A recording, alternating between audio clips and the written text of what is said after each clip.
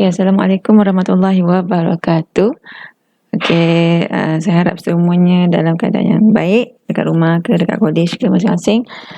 Okay, so ni saya just, saya tahu semua mungkin dah baca lah semua chapter yang saya dah bagi. So saya nak just bagi briefly on this chapter. Okay, chapter 2 is on the risk management and assessment. Basically this one is lebih kepada macam mana kita nak manage all the risk, and then macam mana kita nak assess teknik-teknik yang kita boleh assess risiko, and we will look on to the hierarchy. Hierarchy is the hazard identification, risk assessment and risk control.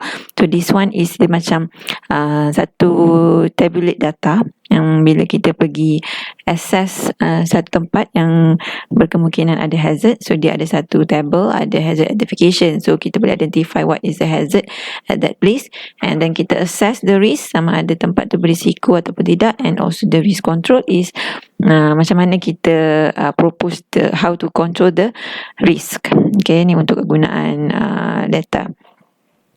Okay, risk management ni nanti you boleh tengok lah kenapa kita perlukan risk management, and then apa itu risk. So kita tahu, itu pun kita dah pernah tengok lah briefly, dia satu uncertain event which may occur in the future. Kita boleh prevent ataupun delay. It can prevent or delay the objective of the organisation. It's not certain. Its likelihood can only be estimated. Benda tu tak pasti, tapi kita boleh estimate the risk lah. Kita boleh estimate, kita tengok macam mana, nanti kita akan tengok macam mana dia kira dia berapa risiko of that hazard. Okay, boleh baca lah apa itu risiko, apa itu possibility, likelihood and also severity. What is combined likelihood, kemungkinan, and severity, dia keturutan hasil tu lah. Likelihood ialah kejadian yang mungkin berlaku dalam tempoh khusus atau dalam keadaan tertentu, dan severity is hasil daripada kejadian tu. Okay, so risiko adalah gabungan lah antara likelihood and severity. Okay, the process of risk management, nanti you boleh tengok di setiap cycle tu. Okay, the detail ni you boleh tengok lah apa confirm strategy tu apa. Cycle 1, what is cycle 2, we identify the assess the risk, apa dia punya isi dia lah, nanti boleh baca. And then kita assess dekat sini, kita identify and also assess the risk. So this assess the risk, kita tengok dia punya likelihood and also the severity, the impact. And then bila kita dah assess the risk, kita akan prioritas lah the risk. Kita tengok risiko mana yang paling tinggi, so kita akan cater on that one first. Okay, the challenge and the evaluate control. And then the fourth one is take action. So very serious with risk, tengoklah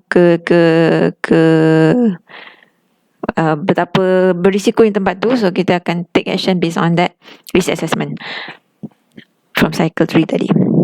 Okay, type of actions, ada beberapa types, depends lah on the risk assessment. Okay, and then the cycle 5, monitor and report. The review, daripada review dan kita kena report. Alright, categories of risk. So we have 5 category: financial, operational, reputational, governance and compliance, and also strategic. Nanti boleh tengok financial is on what, operational is on. Operational lebih kepada ni lah, management. Okay, planning, the failure of IT system, the skill level of the staff.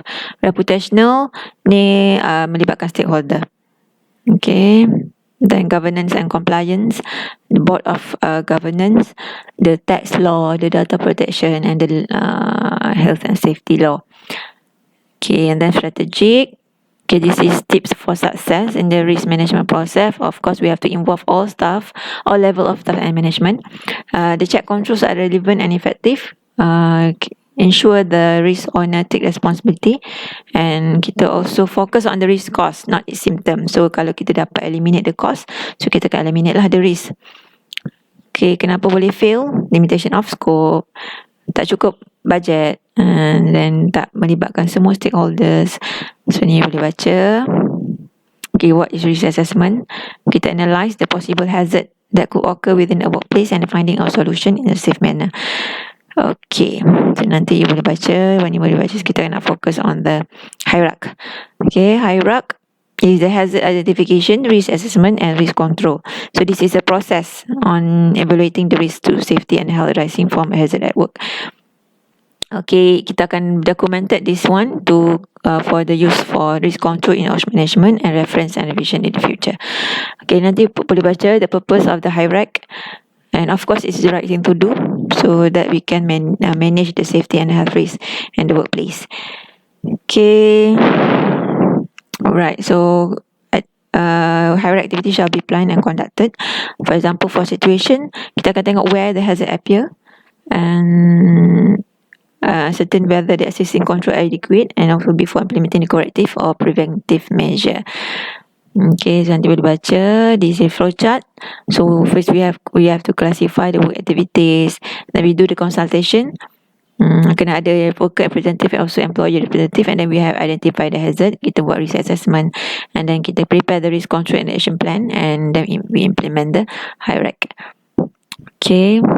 Okay, hazard. What is hazard? Hazard is a source of situation with a potential for harm. For example, from this picture, this is a concrete work. Okay, the hazard is we struck by the falling objects, caught in an object, unsafe footwear, and this is the contoh of the hazard. Okay, risk is a combination of likelihood and severity. Severity ni lebih kepada effect selepas itu. Likelihood is the kemungkinan apa yang akan terjadi. Okay, likelihood. Nanti you boleh baca. Okay, this is the occurrence of the likelihood. Macam mana kita nak assess. Dia ada rating dia lah. So kalau kita nampak benda tu tak berapa berisiko, kita bagi dia 1, rating 1. And then kalau memang tempat tu sangat bahaya, sangat berisiko, so we rating is as 5. Okay, severity is the outcome. How serious is the effect? Okay, then severity. So kita ada rating juga untuk severity. If it's negligible, so we just rating is as 1. And then minor, serious risk, fatal punya effect, and then catastrophic punya effect. So catastrophic biasanya kita akan rating dia sebagai 5.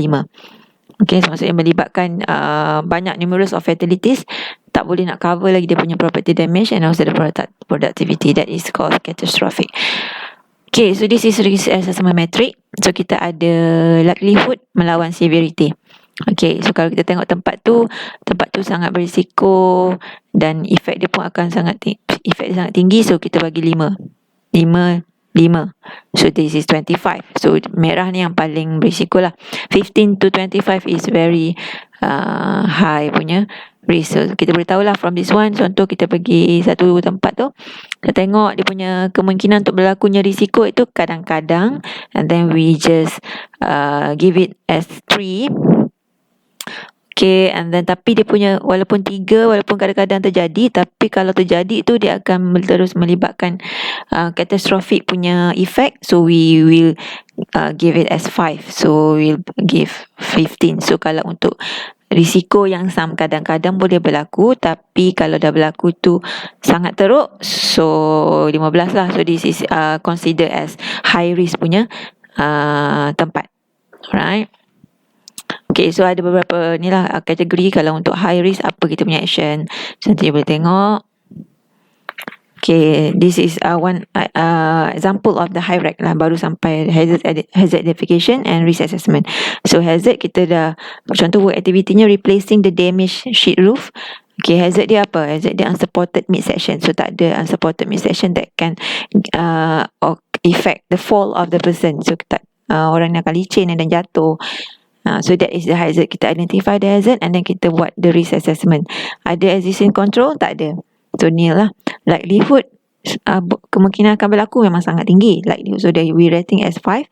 And dia punya effect, the severity is 5. And risiko dia 25 lah. So kita tahu roof repair yang tak ada preventive ataupun tak ada existing control is a very high risk punya area. Okay, so nanti you boleh baca this one. Kita akan tengok contoh. So nanti pun you boleh baca juga lah. Okay, and then lagi contoh tadi. Dan kita tambah lagi control. Tadi kita dah buat hazard identification. So this is hierarchy punya table lah. Ada hazard identification, ada risk punya table, risk assessment punya table, ada control punya